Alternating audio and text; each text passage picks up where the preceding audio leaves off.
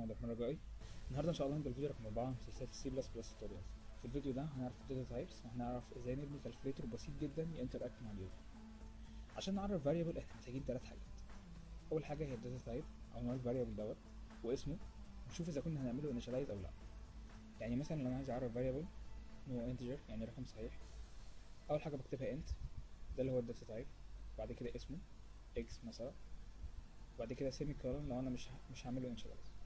لو انا هعمله انيشاليز قبل السيمي كولون بقول له بيساوي مثلا 5. كده انا عرفت فاريبل الداتا تايب بتاعه انت واسمه اكس والفاليو بتاعته 5. العمليه دي بقى بتعمل ايه بالظبط؟ دي بتخش على الميموري تحجز فيها مساحه معينه حسب نوع الداتا تايب دوت، وتديها اسم عشان اعرف اوصل لها بعد كده. واذا انا عملت له انيشاليز بيحط في المكان اللي في الميموري دوت الفاليو ديت. طيب ايه هي الداتا تايبس اللي الكمبيوتر بيفهمها؟ الداتا تايبس دي حاجه من اتنين، يا ارقام يا حروف، او ممكن 3 عشان في حاجه تانية تقبل يا ترو يا فولس. هنبدا الاول بالارقام. احنا عندنا نوعين من الارقام، يا اما ارقام صحيحه زي 1 2 3 10 13 whatever يعني، يا اما ارقام عشريه 1 ونص 3 و2 من 10 5 7 من 10. تمام. هنبدا بالارقام الصحيحه. اول حاجه عندنا هو الانتجر، وده منه حاجتين، يا ساين يعني بيقبل اشاره يعني تعرف تعرفه موجب او سالب، يا انساين ما بيقبلش غير الارقام الموجبه بس. وباي ديفولت انت لما بتعرف انت بيبقى هو ساين يعني بيبقى ارقام سالبه او موجبه.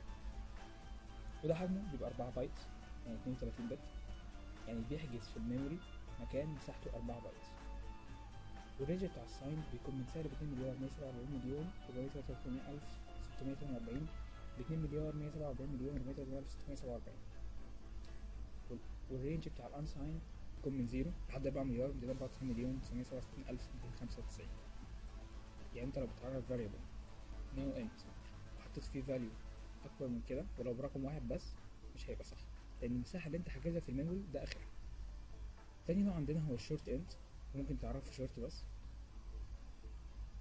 ده برضه فيه من نوعين، يا ساين دي ان ساين، وده حجمه بيبقى 2 بايتس بس يعني 16 بت. والرينج بتاع الساين بيبقى من سالب 32768 لحد 32767. والرينج بتاع الان ساين من 0 لحد 65535. تالت نوع عندنا هو اللونج انت، ممكن تعرفه لونج بس، وده زي الانتجر بالظبط. رابع نوع عندنا هو اللونج لونج، ده اكبر واحد فيهم. ده برضه فيه من نوعين، يا ساين دي ان ساين. ده حجمه بيكون 8 بايتس يعني 64 بت.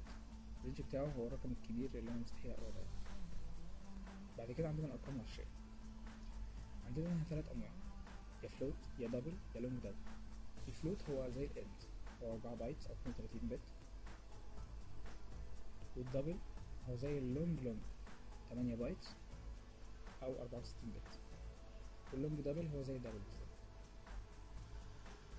تاني نوع من الداتا تايبس هو الكاركتر، وده حجمه 1 بايت او 8 بت، وبياخد حرف واحد بس. ولما تيجي تعرفه ما تنساش تحط الحرف in single كود او apostrophe او whatever انت تسميها ايه. يعني مثلا لو انا عايز اعرف كاركتر او كار واي مثلا يساوي اف تمام. اخر نوع من الداتا تايبس هو البوليان، وده حجمه 1 بايت او 8 بت، وبياخد حاجتين، يا true يا false. ولما باجي اعرفه بكتب كده بقول مثلا z يساوي true او ممكن بيساوي false. تمام. في حاجة تانية اسمها string، دي بتعرف فيها كلمة أو جملة. ممكن حد يكون سمع عنها قبل كده يكون مستغرب إن أنا قلت على البوليان إن هو آخر حاجة من غير ما أجيب سيرة السترينج. بص، هو السترينج ما يعتبرش داتا تايب. السترينج مبني على داتا تايب كاركتر، حاجة اسمها array of character. إن شاء الله الكلام ده هيوضح أكتر في المستقبل. كده نبقى خلصنا الجزء الأول من الفيديو. في الجزء التاني إن شاء الله هنعمل كالكوليتور بسيط أوي زي اللي عملناه قبل كده، بس المرة دي هنخلي اليوزر هو اللي يدخل الأرقام. احنا لما عملنا include IO stream قلنا عشان نقدر نستخدم الانبوت والاوتبوت، كل شويه نقول input واوتبوت input واوتبوت. لحد دلوقتي كل اللي شفناه هو سي اوت اللي هي اوتبوت. طيب ايه بقى الانبوت ده؟ الانبوت ده ان احنا نخلي الكمبيوتر ياخد من اليوزر حاجه، ارقام حروف وات ايفر. الموضوع ده بيتعمل ان احنا بنكتب cn بعد كده insertion operator، بعد كده اسم ال variable اللي احنا عايزين نسجل فيه الحاجة اللي اليوزر دخلها. خد بالك ان ال insertion operator ديت بتبص ناحية اليمين، غير بتاعت ال cout كانت بتبص ناحية الشمال. تعالوا بقى نمسح البروجكت بتاع المرة اللي فاتت.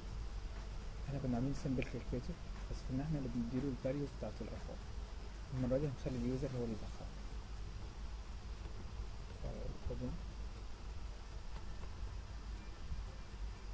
كل اللي هنعمله نشيل ال values اللي هنا،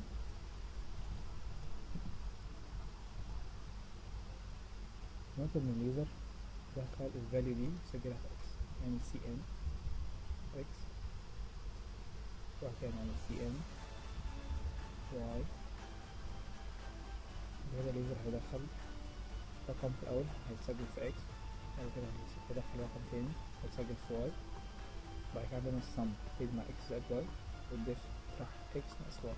ممكن نطلب من اليوزر هنا إن هو يدخل قيمتين، نقول cout enter